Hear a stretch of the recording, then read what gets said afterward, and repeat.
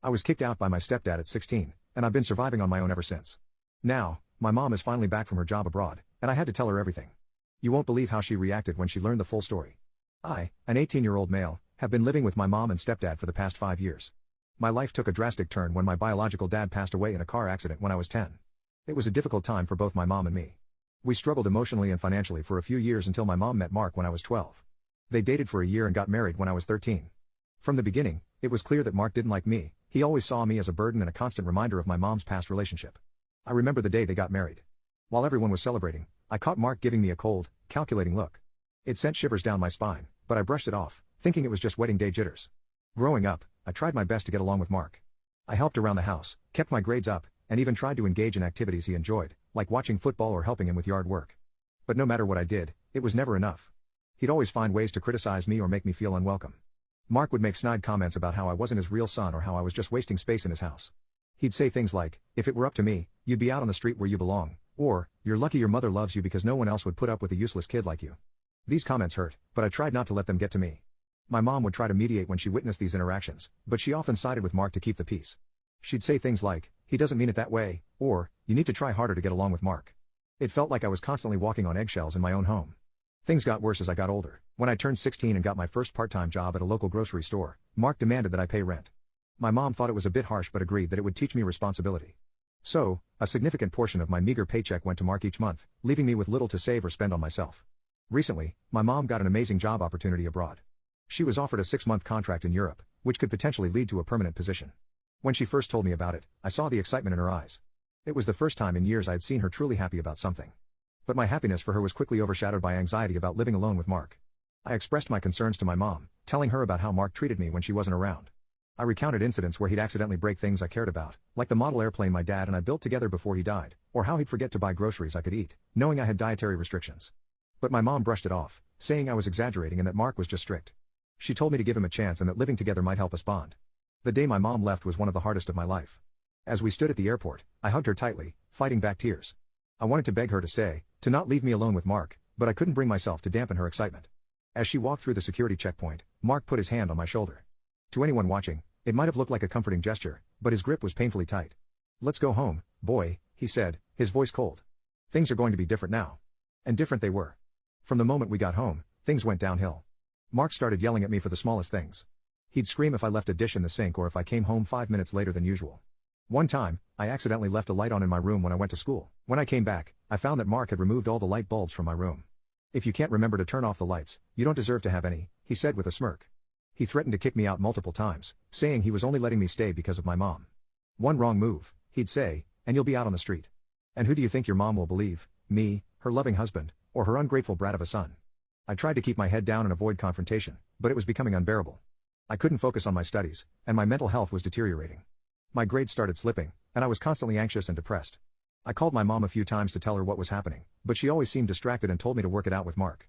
I could hear the stress in her voice about her new job, and I didn't want to add to her worries. One night, about 2 months into my mom's absence, things came to a head. I'd been working late at my job, covering for a sick coworker. I texted Mark to let him know I'd be home late, but when I arrived, he was waiting for me, seething with anger. He accused me of lying, of being out doing drugs, or getting into trouble. When I tried to explain, he called me worthless and said he was sick of having me around. In a fit of rage, he grabbed a box of my things, old photos, my dad's watch, some school mementos, and threatened to throw them out. I pleaded with him to stop, and in the struggle, the box fell and its contents scattered across the floor. As I scrambled to pick up my belongings, Mark towered over me. "This ends now," he growled. "I want you out of my house by tomorrow, or I'll throw you out myself." That was the last straw. I realized I couldn't take it anymore. Once Mark went to bed, I packed a bag with essentials and left in the middle of the night. I crashed at my best friend's place for a few days before finding a small room to rent with my savings from my part-time job. I didn't tell my mom immediately because I didn't want to worry her or jeopardize her job opportunity. I figured I'd explain everything when she got back.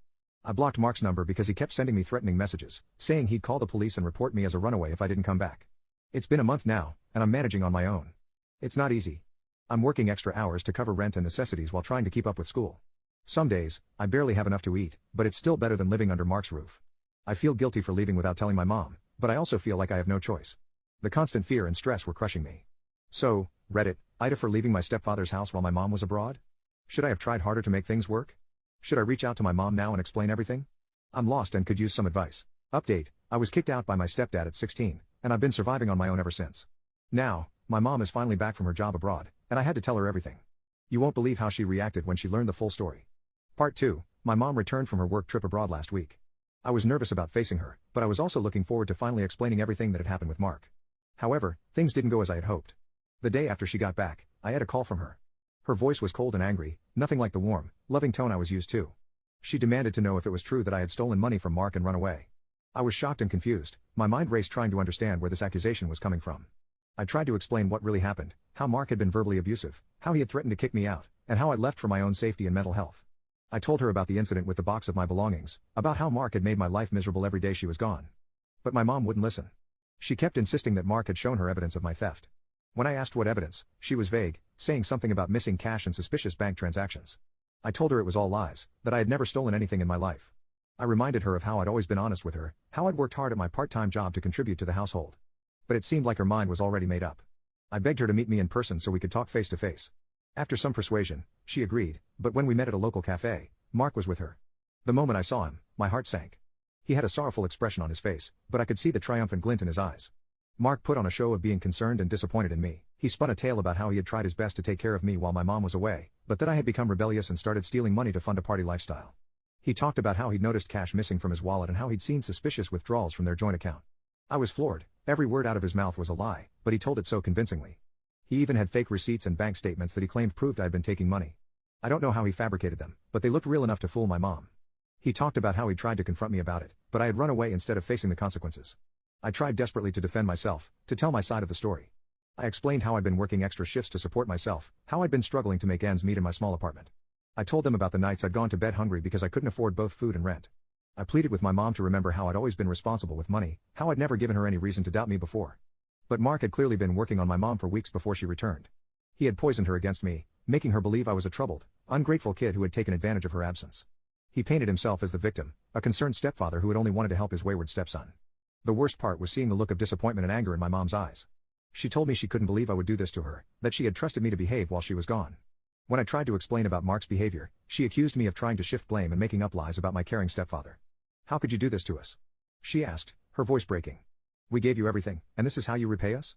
Her words cut deep, each one feeling like a physical blow. I couldn't understand how she could believe Mark over me, her own son. The meeting ended with my mom telling me she needed time to think about what to do next. She said she couldn't have me back in the house if she couldn't trust me. As they left the cafe, I saw Mark put his arm around my mom's shoulders, comforting her. The sight made me feel sick. Over the next few days, I tried repeatedly to reach out to my mom to get her to listen to me without Mark's influence, but she either ignored my calls or replied with short, cold messages telling me to stop lying and take responsibility for my actions. I was desperate.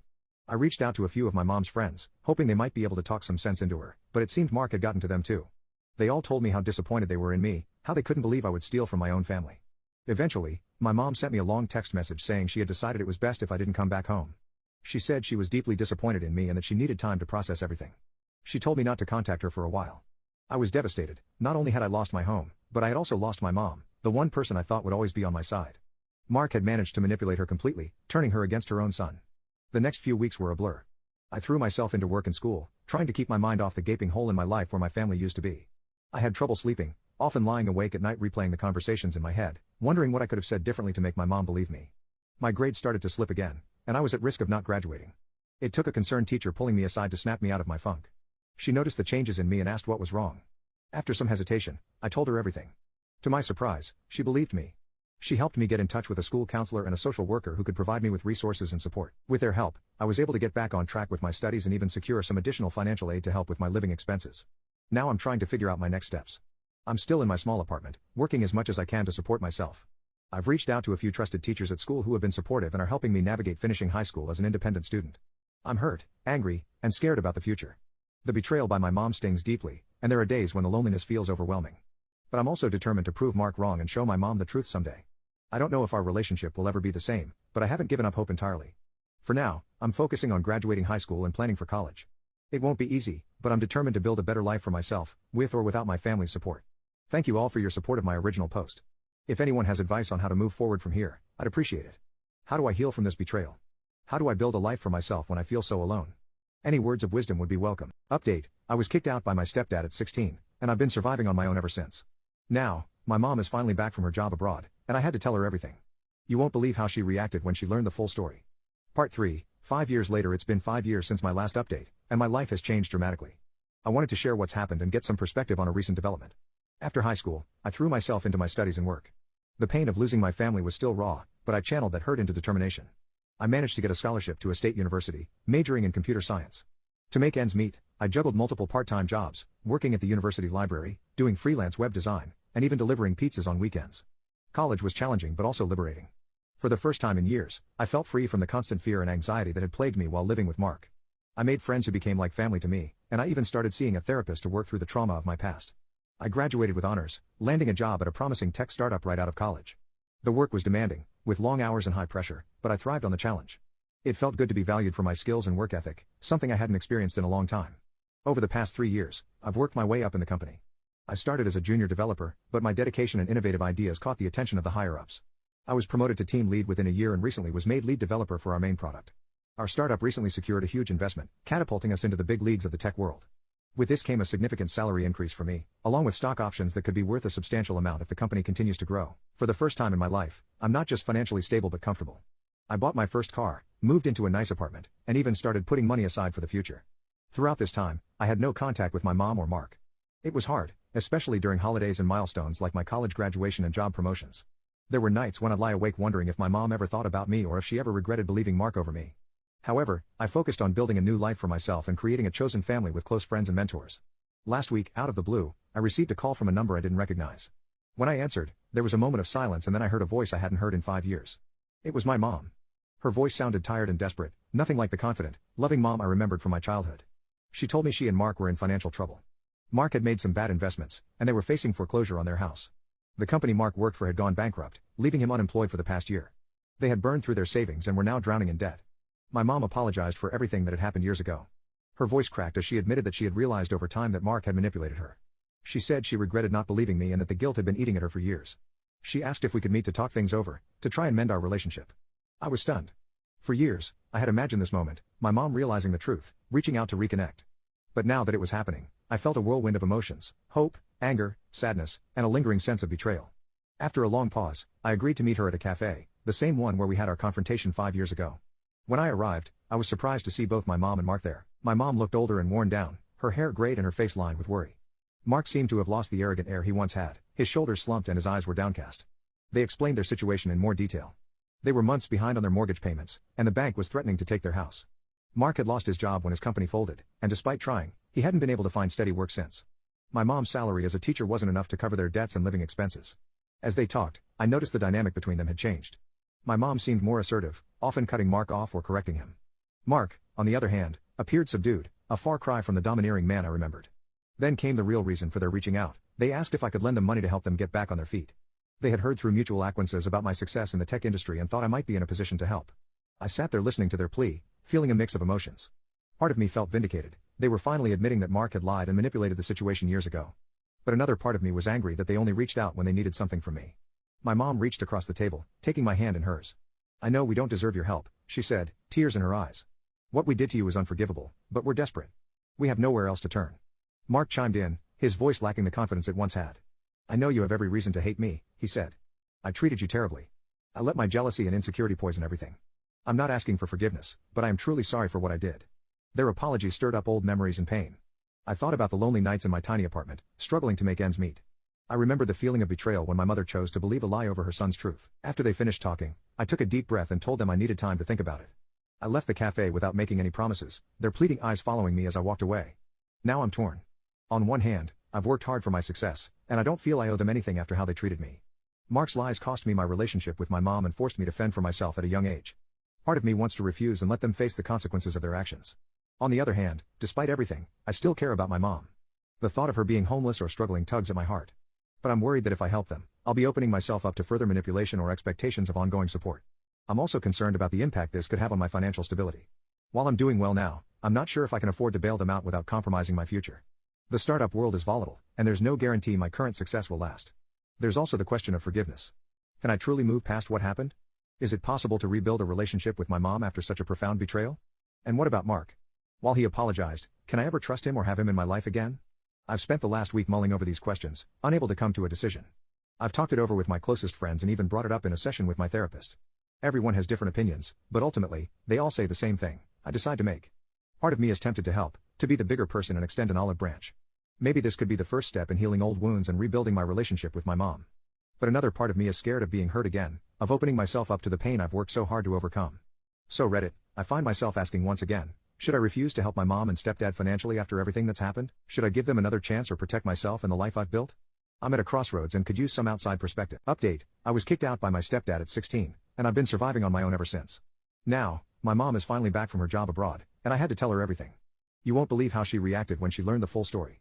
Part 4, I took a few days to think things over, weighing the pros and cons.